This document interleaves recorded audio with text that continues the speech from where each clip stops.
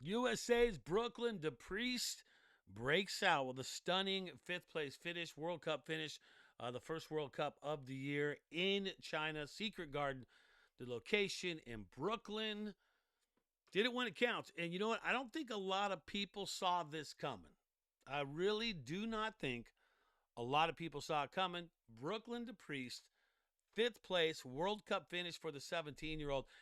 And you got to like it because there's only one guy right now that's on the Slopestyle Big Air team, and that's going to be Red Gerard. Red Gerard is the only one who's punched his ticket to the Olympics in Milano. Now, who are going to be the other three that are going to represent in Slopestyle and in Big Air? Is it going to be this kid? Because a lot of people wouldn't have picked him right off the bat, but I'll tell you what, he's got the skills to pay the bills, and he's got some bills, right? He's 17 years old. What did Brooklyn do? I'm going to break down some of the tricks that we saw, some of the tricks that happened in the World Cup yesterday in China at Secret Garden, because it's the start of the year. And we start talking about rotations. We start talking about what's it going to take to get up on podiums and all that stuff. Well, Brooklyn Depriest ends up in fifth place for the 17-year-old. How did he get to fifth place? A switchback triple cork, 1980 with a mute grab.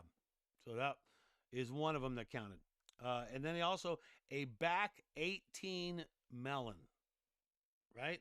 So a back 18 melon and a switch triple 1980 is what got him in that fifth spot. So that's a solid showing for the young dude, and he's got to be happy about that. Judd Heynckes, he's trying to make a case for himself as well. A front one nose butter, and then takes it to switch back 12 with the melon grab. Also had a hard way cab 12 with an Indy and a cab 9 off the toes, which is very stylish. So Judd Heynckes not able to get to the podium. Either Brooklyn Depriest do as well, but I don't think a lot of people picked it. I don't think a lot of people picked that to happen. And if you look at, there's your champs on the women's side, the champ on the men's side. That's Su Yiming.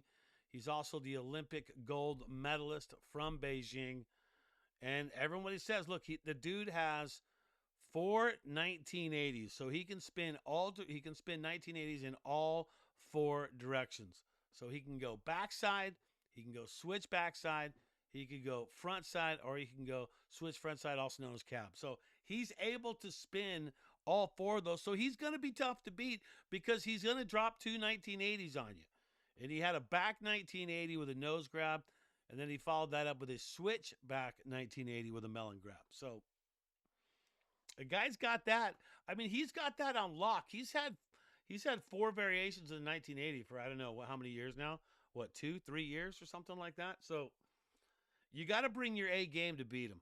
You definitely got it. Mario Fukada, switchback dub 1080. So we've been talking about the women. We talk about Gasser, and we talk about Zoe too as well. And they got spins, right?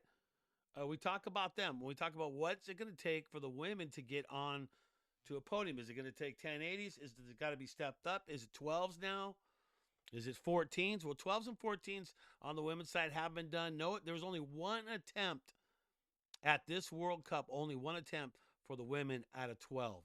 So that was Miyabi Onitsuka, who ended up in 3rd place. And of course, that's also the sweep. So if you're Team USA, yeah, are you a little nervous the way things are going down on the women's side? That is a sweep for Team Japan. All 3 spots. Mari Fukada, Laila Iwabuchi in the 2nd spot, Miyabi Onitsuka in the 3rd spot. So if you're Team USA or you're Team China or whatever you are trying to compete for an Olympic medal coming up in Milano in Italy, that's what it looks like right now. And you saw this coming.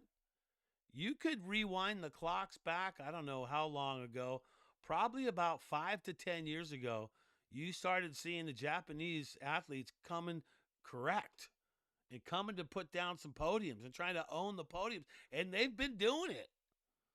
So if you're Team USA, you're happy that you have a return of Jamie Anderson coming back to the mix. But can you battle with Team Japan? Because that's what they're doing. Now, all the tricks that were done spin-wise, if you looked at them, were all 1080s. So we just saw the 112.60 attempt by Miyama Onitsuka, and that was it. Didn't land that. But you know that's where it's going. You know that's where it's been headed, and that's where it's going to continue to go. But you got to like it. The kid, Brooklyn Depriest, coming out 17 years old. He's turning heads right there, because if he's trying to make that Olympic team, which he is, and does he have an outside chance? I mean, he's got a better chance now with a 5th place finish. I'll tell you that much. If Brooklyn could manage, and look, the next stop is a week away, staying in China, so another big air coming their way. And Brooklyn will have an opportunity to do good there. And if Brooklyn Depriest, let me just tell you right now, if he does that, let's say he podiums, the chance of him making the Olympic team are real. Because a 5th place finish and then follow that with a podium, man, the world is your oyster. Even if you don't like oysters, the world is that.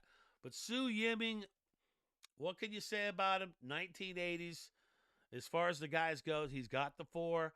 He's going to be tough to beat, but guys are going to be bringing more than just that. Are we seeing everything? Are they emptying the bag of tricks? Are they emptying their tanks on all the tricks right now? No, they're not. Haven't seen it all yet. 1980s, look for rotations to go past that, especially as things heat up. Su's going to represent China. He's going to be in the Olympics. You can bet on that. But on the USA side, only one guy has punched a ticket yet, and that's Red Gerard. No one else. No one on the women's side, because remember, 4 women get to go represent slopestyle, and 4 women, same 4 women also do big air as well. And on the halfpipe side of things, it's the same deal. 4 women, 4 men. Now, no men have been picked yet on the USA side to compete yet in the Olympic, but on the women's side, Chloe Kim's already wrapped her spot up. So there's spots available right there. And if you look at what the guys did, Su Yiming, 2 1980s. Ryomo Kimata, he also had a couple of 1980s. And you had Chunyo Ji with a 14 in 1980. So they're bringing it. They're bringing it. All right. This story out of Italy. It is now illegal, absolutely illegal, to ski or snowboard without a helmet in Italy. It's become official. You will get a ticket. See this guy right here? He's bombing right now. He's getting a ticket. Does not have a helmet. So if you plan to go to Italy, you have to have a helmet. And I think it's a good thing, right? I don't know what you think. Comment below if you got something to say about that. So here's the gist of it. As of November 1st, 2025, they've made a CE certified ski helmets mandatory for everyone on the slopes, including all ages of skiers, snowboarders, tobogganers, because you know how those tobogganers can get. The sweeping new rule phased in after earlier mandates for minors aims to reduce serious head injuries, rule breakers, strict penalties, and €200. If you get caught, you're spending €200 A suspension of the lift passes for up to 3 days, and that's how they're doing it. They also have an alcohol law, too, as well. All right? Italy is now in unique Europe of a universal mandate through other Italian rules include mandatory public liability insurance and a 0.50% blood alcohol limit on the piste.